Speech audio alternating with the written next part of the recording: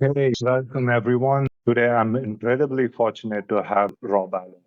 Rob has achieved remarkable success on the platform, consistently pushing the boundaries of what's possible. Beyond his impressive lifts, what's always struck me in our previous conversation is his thoughtful approach to training. Without further ado, let's welcome Rob Allen. Hey mate, how you going?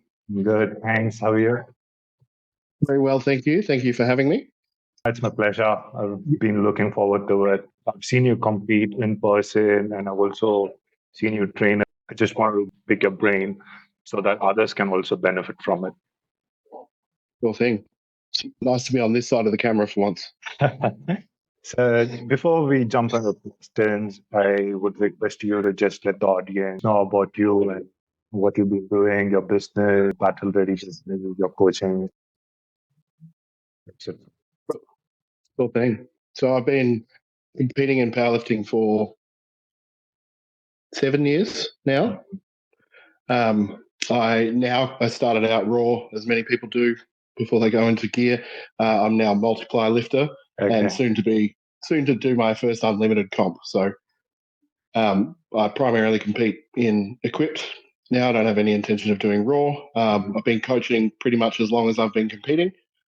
And I have my business name is technically just my name, but persist is always the motto of which I've attached to myself. I kind of didn't make it a business per se or a brand, but it has kind of become one. And Battle Ready, as you mentioned, is an American company that I'm a distributor for here in Australia that makes unlimited band shirts. We also make squat suits and knee wraps and pretty much anything you need for powerlifting. Battle Ready makes it. Okay, that's interesting. So how do you manage within your coaching? Having a background in like playing music and selling merch and stuff online, selling the Battle Ready gear is kind of the same thing as just selling merch. You just get out in front of people and talk about how good it is because it's good. I don't have to try hard to sell it because it's great gear. So I'm happy to tell anyone who'll listen how good it is. Yep. And just posting stuff like I've done that for years with sending out records and T-shirts and stuff through bands. So that's an old hat, that one. Yeah, the balance is not really. It's just what I do. Everything's like I just lump everything's in coaching. The Battle Ready stuff. Everything's just kind of the more the merrier. That's the beauty. Once you're passionate, you can continue doing it because you really enjoy working. Yeah, and we made a conscious choice. I made coaching my full-time job a few years ago now. I think it was coming up on 4 maybe. And I originally was working in another gym where I was paid a wage, but probably 2.5, nearly 3 years ago now, it became more of a standard. I have to make my own money through clients and selling myself. So the hustle culture is now my life. Anyways, I'm very conscious about the time. Let's just jump into the questions. I have some pre-submitted questions. Go through those. Given your experience, what's one programming principle you've adopted more recently that has had a significant positive impact on your lifts? And why do you think it's often overlooked by lifters? I think people want to do too much. And I think when you start and for the first few years, when you're getting strong, you just want to do as much as you can. I think some people, you either fall into the too little or too much trap, and a lot of powerlifters often do too much. And I'm a bit older and I started training at a bit older age. So listening to my body and shutting things down if it doesn't feel good much earlier is something that in the last kind of 2 years I've really listened to very quickly, and that has much more positive impact than it has negative impact. Even if I go in, I do one squat, I'm probably 2 jumps away from my top set. It feels bad. I might go do some reverse hypers or some ab work or something pretty nominal and then go home rather than doing the 15 other exercises I've been programmed, because that recovery is much more beneficial. Understood. So, how important is auto-regulation? think it's probably the top of the pyramid of understanding training. So there's no perfect program. There's only the understanding the amount of work you can do to get better, how much is too much and how much is too little. Okay.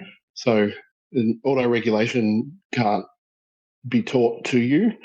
So the principles of it can be taught to you, but you have to learn it, and that takes time. So it's probably taken me, been competing 7 years. It's probably taken 4-5 years of that time to find out what's too much. So, can you share a specific example when you successfully adjusted your training on the fly? What data points you were using to make that decision? it's like solely by feel. So as an older lifter, and pretty much every power lifter runs into injury, but as an older, I'm 43, 44 this year, my body, even though I have a young training age, I'm pretty old.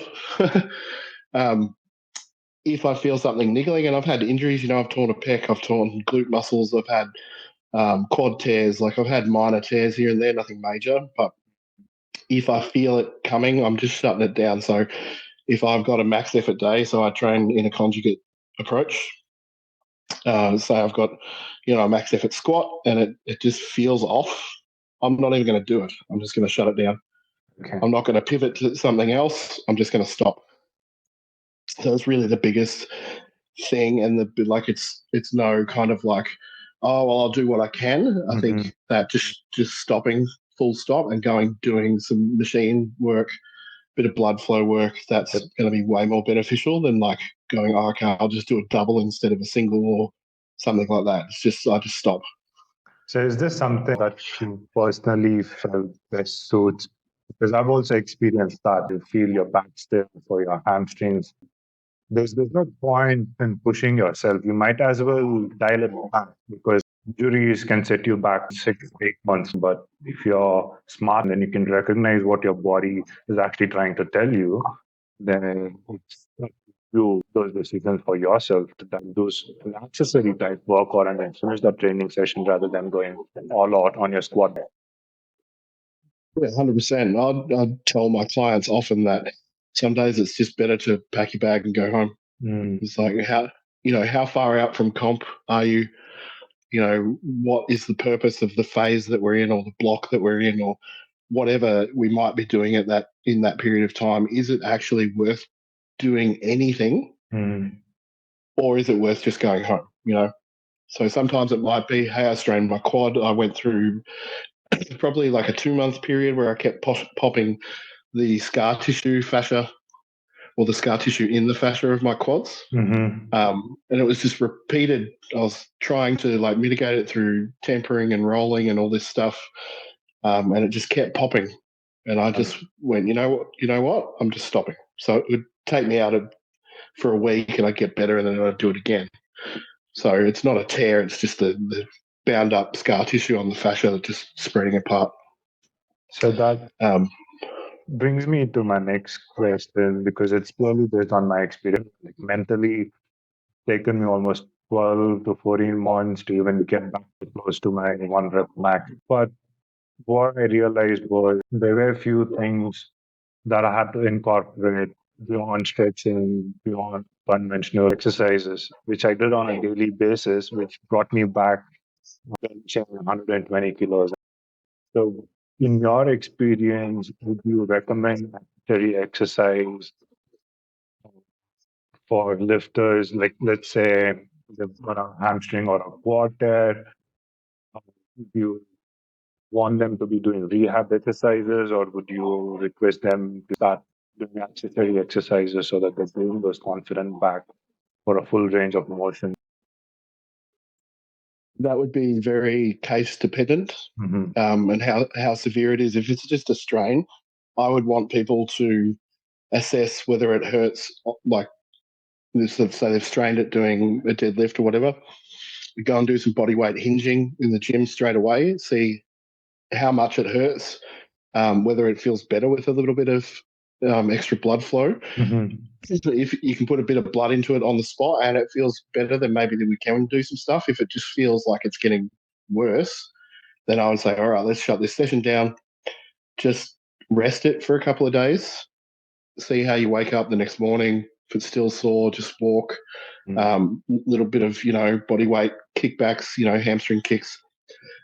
Just move it so that there's still blood and flushing happening and stuff's moving around. And then if the pain like decreases, if it's like a 7 on the day, and the next day it's 5, the next day it's a 3, it's like okay, then we can move forward here. And I would say start pushing exercises that are light but really high rep to put a whole bunch of blood in the area, and that's going to be your best friend in terms of healing. But funnily, it's like I think specificity of movement is the best treatment for an injury often. If you can do what hurts it to the range of motion where it starts to hurt, and just incrementally increase that range of motion and decrease the pain, increase the blood flow, then you're gonna be in a good place, I think. I think, yeah, that's very good advice to anyone who's got injury and then they're planning to come. It's having those incremental range of motion for a specific exercise gives you that confidence. You could possibly not do a full range of motion press, but you can do 2 board, 3 board bench press, and then slowly you increase it to a comp style bench press. Yeah, definitely. Definitely moving in when you're moving into heavier weights again, then those confidence building exercises where you're working in ranges of motion that don't hurt are great, because they're still going to be specific enough that they carry over, but you're not necessarily doing more damage, or you're staying away from the pain point. I would still want people doing full range of motion with light weights or bands all the time during that recovery period. I'd want to be putting the muscles through the full stretch to get that range of motion back, not getting any kind of any seizing of the muscles where they're shortened and they kind of atrophy a little bit, and just building resilience back in that small. This would be for a small tear or a strain, not a major tear. Not a major Major tear is a bit of a longer process. And so the mental game in powerlifting is huge. I've experienced it. I've seen Dave go through pec strains and then coming back computing. Can you describe your routine or process of building up mental toughness, especially in the weeks leading up to a major competition? Yeah, so this is funnily one of the. So I've known Dave for as long as I've been powerlifting, and he's helped me a lot with this. Him and Mark, particularly at Be Strong as well, have helped me with the mental game a lot, because my first competition, my first competition ever, Dave handled me. And going into my second sanction competition was a really big one. And I wasn't competitive at all, but I was really, really nervous because it was a really big comp. And I'd gotten in my head a lot about my performance. And Mark and Dave particularly encouraged me to kind of understand that there's only so much you can control, and what you should focus on are the things that you can control.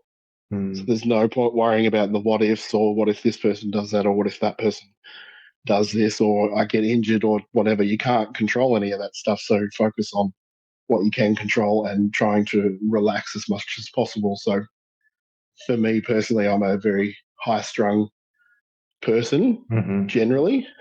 Training helps me calm down a lot. Okay. And I actually, I love training. And I'm very, if you see me in the gym, I'm really jolly and happy, and seemingly don't care that much. I'm the same at comps. I'm really, really relaxed. I don't get real focused, and don't get my game face on until it's right the time to do it.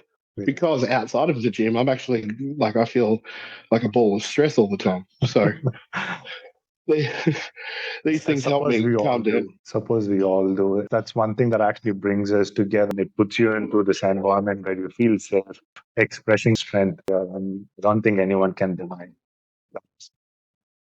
That's it. And if you look at if you want to go down the theoretical or scientific level, it essentially takes you out of stress is essentially worrying about the future. Stuff that hasn't happened yet, might not happen. Stuff you can't control. Yep. The gym kind of teaches you to be in the gym and focusing, like being under a heavy weight. The only thing you're thinking about is that heavy weight. So that kind of the calmness that brings, that's I thrive on that. So that's just keeping the gym as fun as possible and competitions as fun as possible for me has really helped me keep my mindset around training and getting better a lot lighter than I think if I took it really, really, like I take it seriously, don't get me wrong. If I took it really seriously when I competed and I didn't actually relax, I would do worse because I would be too stressed out and too overstimulated. That reminds me of that food. So that very first pound that Dave and Mark handled you, was it the 2022 Team Junior Masters Equip GPC form in GPC headquarters? No, this was like 20. It was like what was it? Victorian States in 2018, 2019 or something. Yeah, no, that one that because that's where I first met you, I think. Correct. That was 2023 TJMES. Yeah. Yes. Yeah, that one. And that was a perfect example of me just kind of rolling with the punches because I nearly bombed out and I was, I wasn't stressed. I was stressed because I wanted to get the lift, but I've really learned to just accept what happens. Like equip lifting kind of teaches you there's, sometimes you just can't get it to depth. So you can't do anything about it. You may as well laugh. That's the name of the game. I still remember that first two attempts of your squad got red lights, and then the third, everyone inside PTC headquarters on that day, including us, we were all rooting and wanting you to get that third attempt. And I was actually videoing that lift, but I also had the opportunity to observe Marcos on the other side of the platform, and his face just lit up when I ended up getting that third attempt squat on that day. Yeah, it's because he was calling my depth. That's why. So he felt bad because the second one he called me up early because he didn't think I could stay down there long enough. And he called me up and I got red lights and I was not impressed, but not annoyed at him. I was just like, oh man, like I didn't get it, and he felt really bad. So getting that third one in, he said to me after he's never competed, he's never felt the stress of competing, but he felt it that day. So that was a good little fun little moment. The relief on his face was almost as much as I felt. So to follow up on that, what's the most significant lesson you've learned from a competition where things didn't go as planned? And how did that experience shape your future approach to lifting in general? I think just taking everything with as much, for lack of a better word, gratitude, and being as humble as possible and as polite as possible goes a long way to your experience being a lot more enjoyable. We're all there. We've all put in effort to be there, or we're all making sacrifices to, taking time off work, and we've all gone through injury. Every single person on that platform, every single referee has had something to do with powerlifting. They've probably done it before. There's nothing to be gained by being a prick to anybody. So the biggest thing I kind of take away from that is just to take everything gently and just enjoy the fact that you get to do it. So that's I put a lot of pressure on my performance sometimes. Like recently I competed and it's probably the most pressure I've put on my performance after the last comp I bombed out completely, again on squats. And I really wanted to do well in the last comp, which is at peak strength in Werribee, and I didn't do anywhere near as good as I wanted. But there's no real benefit to me being upset about it. I just need to do better. So just trying to be a little bit more gracious in my approach to everything and not being so hard on myself. That's really kind of what competing has taught me. That's a very good point, especially for newer lifters who experience being nervous during meet day. Um, Having that understanding and staying cool headed, like at the end, it's probably just your hobby, powerlifting. There's no point in taking it too seriously. If not this comp, probably another comp in 6, 8 months' time. Just come back stronger and then do better. There's there's no point in getting disappointed and feeling low just because you bombed the or performed as you had actually planned going into the comp.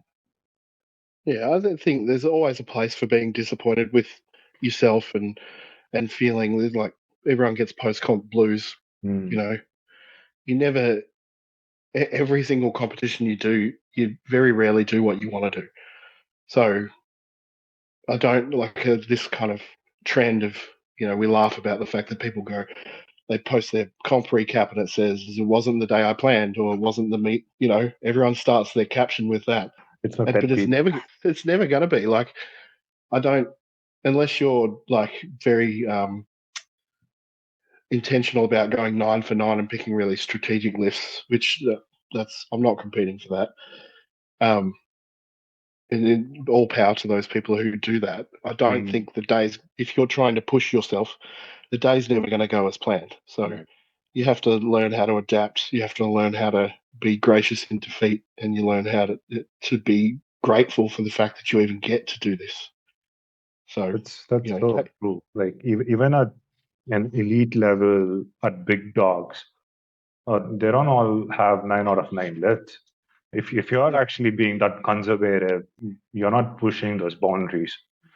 So you have to go all in and then be prepared to, having failed attempts and not being able to do your third attempt squat or your bench or your deadlift. And most of the PB totals have never had 9 out of 9 lifts in other comp. I think there's a place for it if people want to do that. It is a sport at the end of the day. If you're competing, and particularly if there's like a medal for a world championship or a cash prize or something like that, and you're Mm. really committed to that being the goal, then by all means go 9 for 9.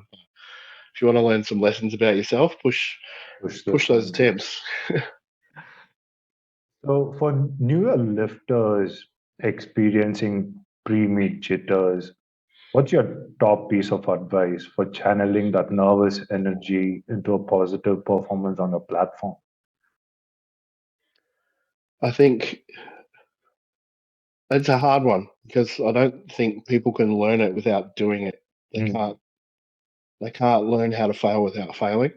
So I think people doing a novice comp and learning how a comp goes and understanding that sometimes, if you're in a monolith division like I compete in, the pin height might be wrong. Something might go wrong on the piece of equipment. You end up standing there a little bit longer in your reps. Mm.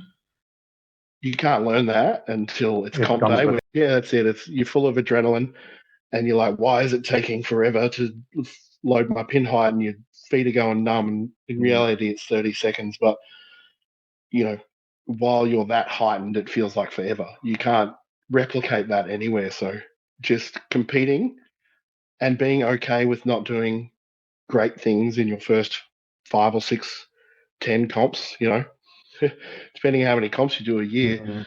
at least, spend some time learning how to compete, look around at how others compete, meet people, be relaxed.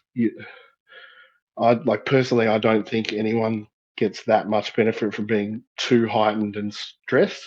Mm. Some people think it works for them. I don't know if I agree that it actually works. I think they think it works, but I'm sure I can be proved wrong on that one. For me and my personality, it doesn't. It doesn't. So I try and encourage my lifters who generally have similar personalities to me to just be a little bit calmer. They're going to do better. That's so true. Like I've seen the same approach from Alex Deakin. I've seen the same approach from David. There's no point in getting hyped. There's no point in using smelling salt. You've trained for it. You've peaked for the calm. So you've got it in you. You're strong or you're not. Yeah, I think ultimately it's like it depends how long, right? So I think some people really do well with that hype up, but I think they should save it until the chalk bowl. So just be as calm as you possibly can, or as internal at least as you possibly can, until you get to the chalk bowl. And then if you're going to, because that's only like, a minute of overstimulation, maybe, while you're waiting there. That your energy level's going to stay higher if you do that. I think that if you're someone who's like prone to wanting to get really hyped up, save it as long as you possibly can before you expel any of that energy, because you need to expel most of it when you're under the bar. So true. So the next question that I had was mostly to do with recovery and longevity. You had mentioned it earlier as well, your approach, like having injuries and then going into your training sessions and then dialing it back or stopping the session. So beyond the basics of sleep and nutrition, what's one recovery strategy you prioritize that you feel gives you a significant edge in maintaining performance and also avoiding injuries? I'm really guilty of staying up too late and not eating enough. Um, which I don't know, if you look at me, I'm a 140 kilo power lifter. It's like, how can you not eat enough? It's like, well, some days I don't. We're all addicted to caffeine as fitness people. Caffeine's an appetite suppressant. If you have enough caffeine, you don't think about eating. So I'm guilty of that on days where I'm doing PTs or I'm coaching a lot online, or I'm doing programming or stuff like that I forget to eat. Prioritizing hydration on rest days has made a huge difference to me, because I will let it slide a little bit on those days because I'm not doing as much. So therefore, I'm not kind of reaching for my drink as much. But I trained this morning, but I'm here, drinking another liter of electrolytes. I'm like, that's a big one. I think like just being hydrated enough. You might think you're hydrated. I guarantee you're not. I thought I was killing the hydration. I'm like, yeah, I drink like 4 or 5 liters a day, and it's just not enough for how big It's I just am. not So cutting it. Yep. yeah, so yeah, prioritizing that, particularly on my rest days, probably upping the hydration even to the same level I would on a training day, rather than it should be the same, not less. That's really helped.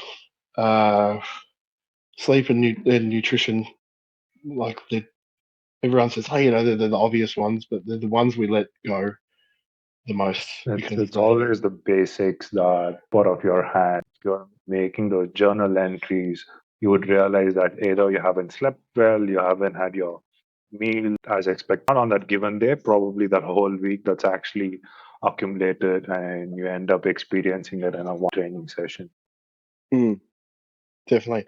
And it's something that I'll use as a kind of lesson for clients, that because I've suffered that, lack of performance, particularly in training a lot when I haven't eaten enough, or I've had a shit week for sleep. I've got young kids, so there's a lot of lack of sleep that goes on in my house, and particularly if like the kids are sick or something like that, like they have been recently. Our sleep's terrible. My daughter had a dance recital last night in the city, and we didn't get home till like 11 o'clock. By the time I got my youngest down to sleep, pardon me, and sorted everything out, it was like 12:30. I was asleep by 1, and then I was up at 7 to go train this morning, which seems like a lot of sleep, but that's not my usual sleep. I'm usually probably, I probably don't get to sleep till after midnight most nights, but I'll sleep a little bit longer generally because most of my work's in the afternoon. But yeah, stuff like that, just being aware of it and kind of making it more of a, not a habit, but just a lifestyle. So it's just something that you do every day. So the more things you can put in place, rather than looking for the cheap or the quick fix, ice baths, sauna, all that stuff's great. Massages, all great when it's needed. Keep it in your pocket for like when it's really needed. But it's like when anyone gives advice about hopping on steroids. So do you have your sleep and nutrition and your training and all these things? Do you have them all dialed in? Because like going on steroids or having an ice bath is not going to make a fucking difference if you don't have that stuff sorted. I've experienced it, and I've also seen others make this mistake. If your hydration is not on point, there's no point in doing sauna prior to your comp because you're prone to injury. The more you get dehydrated and you're not rehydrating going into that comp just because you wanted to make weight, you would probably walk out of that comp with an injury. Mm. So Yeah, being aware and then knowing what you're doing is very critical when it comes to recovery and longevity. that's it. Well, if you're training constantly, like we all are, your body is in a state of significant inflammation. So, what you need to be doing outside of your training has to be trying to, you know, mitigate some of that inflammation, you know, promote recovery as quickly as possible so you can get in and train again. So if your training is structured and regular, then all the other stuff should be structured and regular too. It should be habit. You know, on Mondays I squat. Mm. On every day of the week I drink 8 liters of water. You know, like it's just kind of you have to make it a habit, otherwise it won't work and you won't progress as much as you want. True. So, how do you approach periodization or deloads to ensure long term, especially in your case? Like you've had a 7 year competing experience. Within that time, how did you handle deloads? How did you handle periodization? I know that you follow conjugate method of training, but there is a level of undulation in trainings. Life can happen, but you still want to get those trainings done. So you would have to improvise. So how would you approach that? So with my own training, you're talking about here? Yep. Yeah. So I have been coached by some great coaches. My current coach, Ben Pauly, is his approach to it is something I've not really done for a while, where I have scheduled deloads. So we'll do a 4 week block. It's a conjugate structure, but we do blocks, and it's 4 weeks, and then week 5's a deload. Mm. And I was like, oh, this is interesting. I haven't had like planned deloads since I first started training, and I didn't think I would enjoy them as much as I do, Mm. because the 4 weeks he gives me is brutal. By the time I get to the 5th week, I'm like hanging for that deload. So at the moment, that's how that's structured. Mm. I was sick recently because there's the cold going around that everyone got, and kids bringing home from school, whatnot. Took me out. The last 4 week block, I kind of got 2.5 weeks of it done. Mm. So at the moment, leading into, I've got a bench only meet in 8 weeks that we're kind of doing a bit more of a reactive deload, where if Okay. I need it, we'll do it. But at the moment, it's structured. One thing, though, throughout all my different experiences with coaches and through coaching myself and programming myself, is just understanding that if you feel like you need to back it off, you do. So listen to your body, Mm. and just not being hard on yourself and not feeling like ashamed of it. If you've got a coach, to be like, okay, I need to pull it back.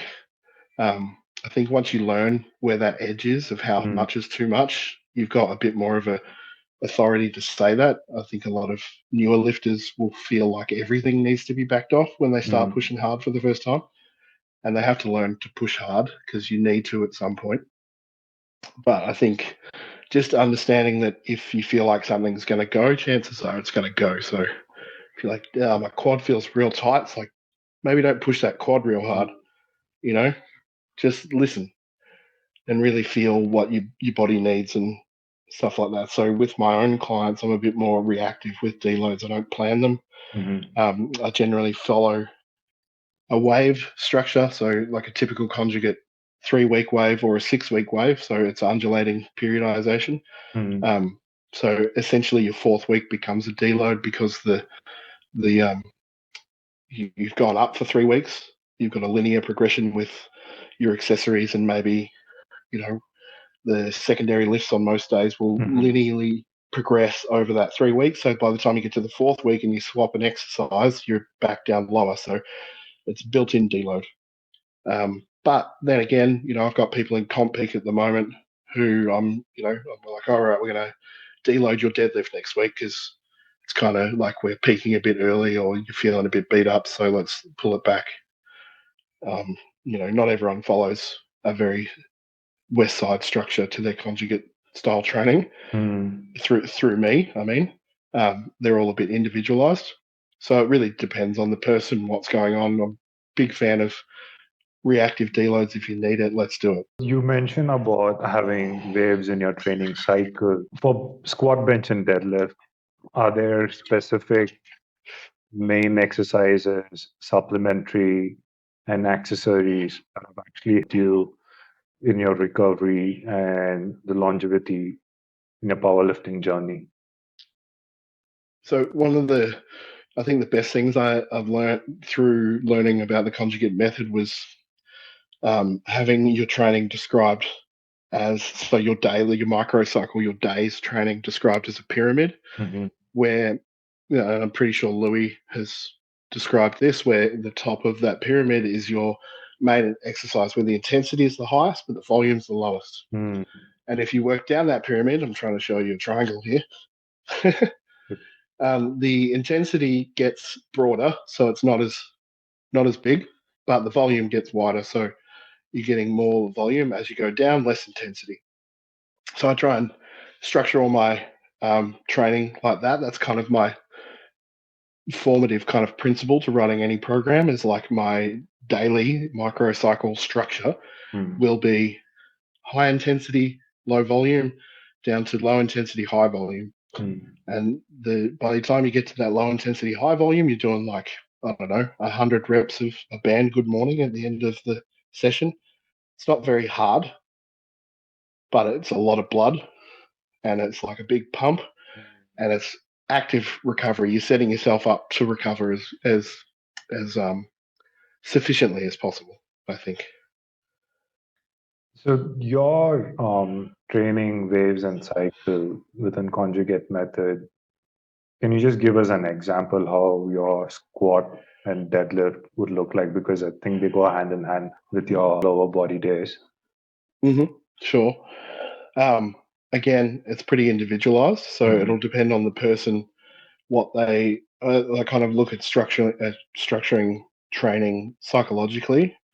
So depending on how a person's personality is and how they've previously thought about training, and kind of, I usually will spend a bit of time on the phone with any new client, or I'll have some sort of in-person meeting where I get to know them a little bit and kind of figuring out what pushes their buttons. Do they like doing hard reps? Do they like hard sets of 3? Or do they like doing rep work at percentages? Do they like maxing out all the time? All this sort of stuff I kind of filter into my idea of conjugate. So some of the guys I might run a squat wave where week 1 is a 3 RM. So we're doing SSB against 20 kilos of chain. We're going to do 3 RM at probably like a high 8 to a 9 RPE there. The next week we're going to do 2, and we're going to push it to like a 9 or above RPE. And then the third week is an all-out max single.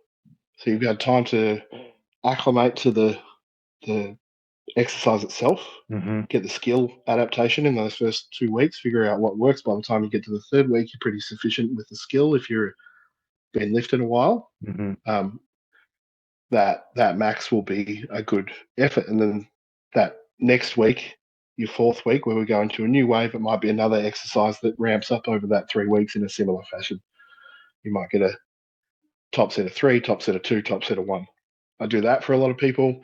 Then I have other people that run a really more traditional kind of West Side conjugate approach where the main exercise rotates every week.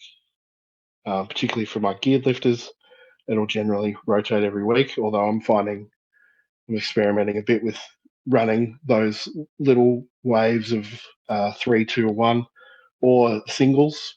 So they might do the same exercise and we add varying growing kind of layers of accommodating resistance over the 3 weeks. So, for example, you might do, so we've got the SSB plus 20 kilos and chain again. Week 1, a single at an 8 RPE. Week 2, you're going to do 20 kilos of chains plus double mini bands, and you're going to try and match the bar weight from week 1. And then week 3, you're going to add something else. So you might add knee wraps, and then you go on all out max, something like you're changing levels of gear, you're changing levels of accommodating resistance.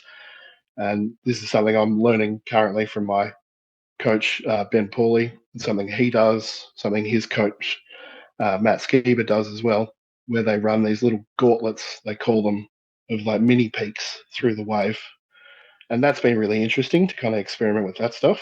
I'm finding that has a lot of benefit in my own training and with some of the people that I'm running it for. And then, other people might just have a pretty standard linear 6-week wave rather than a block. I just call everything a wave, unless it's 4 weeks because it's got 4 sides. So a block, I can't call things with 3 or 6 numbers in it a block because it just can't be a block. So yeah, I run 3 or 6 waves. Some weeks it might be they do 5x5 at a 7 RPE, 5x5 at an 8, and we just push it up like that in pretty linear progress. It depends what they have access to.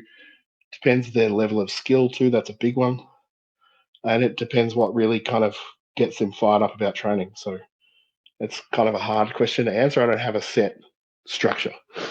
So again, it goes back to the fact that you would have to understand your lifters or yourself when you're figuring out training. You have to know what exercises best suit you. Like, I think purely based on what you post on social media, you like your SSBs and cambered bar squat, and you've got variations of those.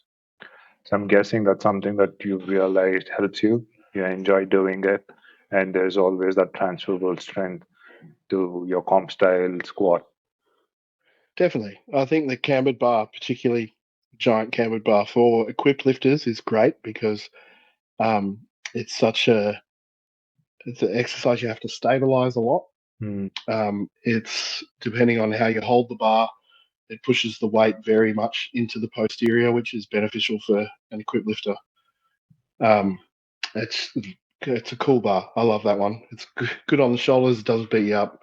SSB is great for upper back. When I first ever started running that way back in, I think I didn't really use the SSB to its full advantage to like 2018 or something. My squat went up heaps because my upper back got so much stronger. I often show my clients now who hate the SSB, I show some of my early kind of max effort work against the SSB to show how far it can come, where I was getting completely folded by 180 kilos. And like my brace was going, my upper back was gone. I just had no strength in my torso to hold that SSB. To now, I've done a 347 kilo SSB with some light reverse bands on it, and my upper back didn't fold at all. So there's using those kind of tools to build up parts of your lift while still doing the lift is kind of how I approach most of my exercise selection. But then some are generally, they're just going to carry over to certain types of lifters. True. Again, it comes with experience. I've seen it happen to me as you enjoy doing SSB squats, but as soon as you get under a straight bar, there is a whole relearning process on your upper back tightness, your wrist position. It's not always easier for everyone to have those blocks of SSB or cambered bar squats. You'll probably end up having an injury because you're not used to comp style straight bar squats. Again, I would say that would depend on a few things. So you'd look at how skilled the lifter is, how long they've been doing barbell lifts for in general. So if they're very proficient at a straight bar squat, they can stay on the SSB for as long as you want. You're not going to forget how to do it. True. I know exactly what you mean, though. There's that skill uptake where you've got to acclimate again to that thing, that particular implement that you're using. So there is part of that. I think that one of the benefits of running 3-week waves at kind of max with those different types of bars is that the skill acquisition is quicker. So whilst 3 weeks and 4 weeks, if it's a 4-week block, is not that much different. I think that's a beneficial amount of time to just stay on one type of bar. I will run some of my guys through 6 weeks on a completely different bar, but they're generally pretty proficient at a straight bar squat. And I'll make sure that a straight bar or a bow bar stays in, because that's about as close as we can get to a straight bar without it being a straight bar. That they're getting enough exposure to that where we're not doing just 12 weeks of SSB and then they go, it's like, all right, here go now low bar squat, which is completely different. So, regular exposure to everything is kind of the ideal. So the last few questions that I have is very general and future oriented. Looking back at your powerlifting journey, what's one piece of advice you would give your younger self if you were just starting out today? Oh, I kind of like how I've done everything. And that's not to say it in a like an arrogant, confident way. I like the lessons that every kind of misstep has taught me. I would say, if anything, try not to think that you have it figured out in 2 years, because you don't. I think everyone who starts lifting, or particularly those who start coaching, you think you find one method and you're like, holy shit, this is this is it. I figured it out. This is easy, and then there's those memes that show the either side of the mound, the bell curve. One side you don't know anything, the other side you don't know anything, and in the middle you're kind of enlightened. I think I've always approached training and powerlifting with the kind of like an optimism, to just like, I always want to learn more. I always want to find different ways of doing things. Always want to find kind of the best, not the most bang for your buck, but just kind of the best of every option there is available. So it's like, whether it's linear programming, you want to look at the best people who do that. If it's undulating periodization or it's conjugate training, any of those types, you want to go back to the roots of it, learn where it came from, learn who first formulated these ideas and what they meant by it, learn who took those ideas and made them bigger and more complex and better and all that stuff. Like, learn the history of periodization and training and how people got better, but also figure out what works for you, because everyone's a little bit different. So whilst we're all fundamentally the same, everyone's going to respond to something different, even if it's just psychological. So paying attention to those little things is kind of paramount. And I think that because I was older when I got into this, I had that enough. I was grown up enough to think outside the box with those things. I think if I was going to change anything, if I could go back to my younger self, who wasn't a powerlifter, would be to start training earlier, start weight training earlier, stop drinking earlier. That was a big one for me. I'm coming up 6 years sober this year. It's the best decision I ever made in my life. I don't preach to anyone else that they should make that decision for themselves, but if they want to, then I wholly encourage people to stop consuming alcohol, because my life got insurmountably better when I did. So telling my younger self, those would be the things, like get in the gym in your 20s. I didn't know what a gym was really. Like, I knew they existed, right? But I didn't step foot in one until I started training in my 30s. So we didn't have one at school where I went to school. We had a rock climbing wall and a trampoline, and I'm sure there was weights. I never saw them. I don't know, but I didn't know how any of it worked. So to do that earlier would have been cooler, because it's given me so much in my life at this point, that if I had started that earlier, it's like, what would that have looked like? Because it's been, undeniably positive. So that's probably the only advice.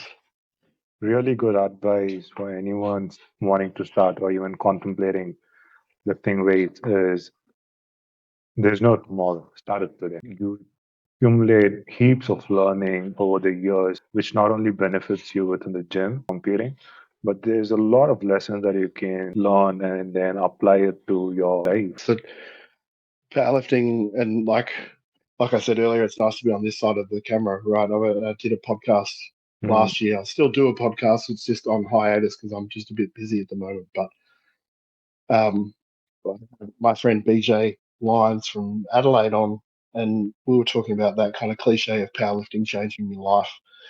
And it's, whilst it is a little bit cringy, a lot of people say it now. It's like I can't ever like criticize anyone who says that because it did that for me. So but it's not. It doesn't have to be powerlifting. And it's like find something that will positively impact your life mm, on an immeasurable and total scale. So this didn't just change how I feel about training; it changed how I feel about a lot of things outside of the gym. And they're the positive kind of things that I see carry over into my ability to be a better dad, a better husband, a better business owner, a better citizen. All mm, these things that they complement each other, right? true. So shaking the referee's hands at the end of comp, holding the door for an old man who needs to go through. There's things that are just polite and gracious and um, just not self-serving and mean. That Mm. they're the things that this sport's given to me that I really appreciate and love. So gone off track a bit. Sorry. That's the beauty, like you had mentioned, not just powerlifting or weightlifting. Pick up any sport, realize what you're capable of, understand your body. It's a form of meditation. Once you get to that state, once you enjoy doing it on a regular basis, and you're not actually wanting external motivations to do that, that's when you start learning. That's when you start Mm, gaining knowledge. Talk to people, talk to coaches, talk to others. The more you talk and involve yourself in those discussions, the more you actually learn.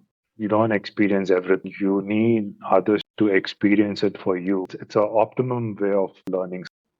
yeah, yeah, 100%. I think like the greatest thing about powerlifting is that even the best of us are accessible. So um, I speak to lots of people around the world that I think are incredible at the sport, and they've got time for everyone. Everyone's willing to share knowledge, experience. There's some people that aren't, and generally those people, a lot of people don't like very much.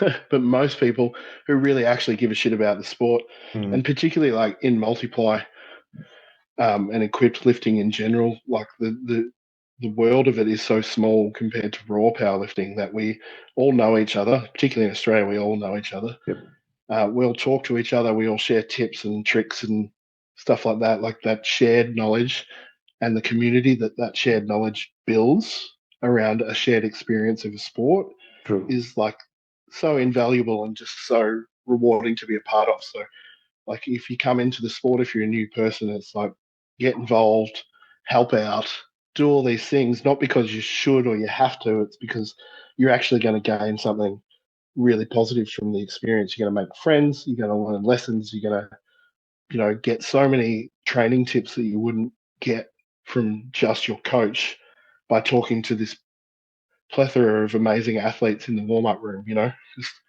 just be open to kind of everything and don't be a dick about it. So, what's one aspect of powerlifting, whether it's a technique, a training philosophy, or a community trend, that you're particularly excited about or watching closely right um, that's a good question. I'm like, it's funny because I train conjugate, right? And I'm like all about the conjugate stuff. I watch very closely um, the high exposure kind of SBD training. now? I find that really interesting because I like logically can understand it, but part of me just can't understand it either. So I like to watch that because the people who do it well and have clients that have longevity out of that high specificity training are doing something right, because you can't do that much SBD and not break people. Mm. And you see it, there is a lot of that happening. There's a lot of repetitive injuries happening unnecessarily, I think, from high specificity and high volume training in that regard. High frequency, that's the word I'm looking for, where people are doing like, tertiary, primary, secondary days, all that stuff, where they're squat, bench, and deadlifting in some variation 4, 5, 6 days a week. I find that really interesting, not from like a hater perspective at all, but just from a coaching perspective. I want to understand how people do it well. I think the discussion around auto regulation that Dave Tate has on Table Talk, that he's been talking about since they started Table Talk, because he wants everyone to learn about auto regulation. My coach again, Ben Pauly, has the 4 pillars of auto regulation video you can watch on YouTube. That's really, really good stuff like that, like all around kind of how to better get results through understanding your own body. I think that's really useful. And like in a kind of competition sense, just seeing how far people can push these unlimited band shirts is something I've got my eye on, because it's incredible. It's And now the that I'm idea of holding on 300 kilo weight on the bench press, right? The shirt's not going to lift that weight, but you train yourself to do it. So it's just wanting to do it. It's trying to learn how others do it. well, now that I'm, pardon me, still got this cough from the kids. Since Battle Ready took me on, that side of my arm, that here they, because I'm a sponsored athlete, they're like, oh, we'll send you a band shirt. I'm like, oh, I've never actually used one, because I've always been a multiply poly lifter, and I've not really wanted to fork out and buy a band shirt until I got to the level that I wanted to in multiply. But since they were sending me one, I'm like, oh, I'll give it a shot. And it's equal parts absurd and just exciting, because it's just the first week I was in it, I was just like, oh, just laughing after every rep, just like, it's not easy, but it's wild how easy weights feel. It's really, so I've kind of become a bit of a convert for it, because I'm training it at the moment. I'm doing my bench only meet in a few weeks, and I'm excited for that. But just seeing the weights people are pushing, 500-600 kilos. Jimmy Cole benching 658 last weekend is just insane. So like, that's exciting to me. That's the whole reason I got into equipment, is just to be around those lifts that are like superhuman. They're like beyond the human ability. Like, a lot of people compete raw because they want to see what they can do raw, and I respect that 100%. But I'm like, let's see what we can do with all this crazy stuff. Like, it's just insane. So that really excites me. Another thing that I've realized is people who do raw lifting, probably the only reason why they haven't done equip is because you need a village to train, to help you put those shirt on, to help you with your bench setup. You just can't train all by yourself. So as a raw power lifter, if you enjoy lifting weight and you don't have access to that community, it's the easiest option you have. So nothing against raw lifters. It's just what's accessible and what they're comfortable with. Oh Saying that, yeah, I've also seen lifters do conjugate method and then they train solo. yeah. I'd spent a couple of years doing, conjugate in multiply in my shed on my own. So, when I still lived in Victoria and we were locked down for 2 years, I was just in the shed cruising along doing what I could. And, you can't take the weights that you could do in the gym with extra spotters and, a big handoff and all that stuff. But you can do what you can do and you can make it work. But I think raw lifting's great because it's so accessible, and without it being a detrimental thing. It's easy to do. Like, knee sleeves, belt, you're done. Good. Knee wraps is another step up. Equipment is a level of commitment that not everyone wants to make, and that's totally fine. Each to their own, I guess. But Yeah, it certainly is something that I got into and was really passionate about. But you do, like you said, you need a village to do it. It's really very unnecessarily hard if you're on your own. So true. Rob, that actually brings us to the end of the session. I'm incredibly thankful that you accepted to do this session with me. I know you were busy with your family and your kids, but really enjoyed talking to you. And I would probably want to do more such sessions and maybe even a three-way call with David. Yeah, well, as I've known Dave for a long time, Dave's been a mentor to me on many levels. I always joke that he's the coach I never had. So he's never been my coach, but he's also kind of my coach. Like I've done so many sessions with him. He's taught me so much. He's like an invaluable mentor to me. So any opportunity I get to talk to Dave, I'll take in a heartbeat. But yeah, like anyone watching this, I love talking about powerlifting, as you may gather from my exuberance about the sport. My inbox is open. I'm not going to try and sell you on my coaching if you don't want coaching, but if you want advice on equip powerlifting or want to know where to get to start, like I love connecting with people from wherever. So, anyone feel free to reach out. I won't turn it into a sales call because that's just not me. But, I am also good at what I do. So if it floats your boat, then maybe we're the right fit. But yeah, if you just want to chat about powerlifting or know how to get into a bench shirt for the first time or, how to kind of loosely structure conjugate, just shoot me a message. I'm always happy to chat. That's something that people can benefit from. It's a generational sport where the lifters before always teach the lifters that are coming up. I think that now the sport's gotten as big as it has. There's a lot of lifters that come in and they learn from someone who's like half a generation in front of them, and they don't know about the two generations before that.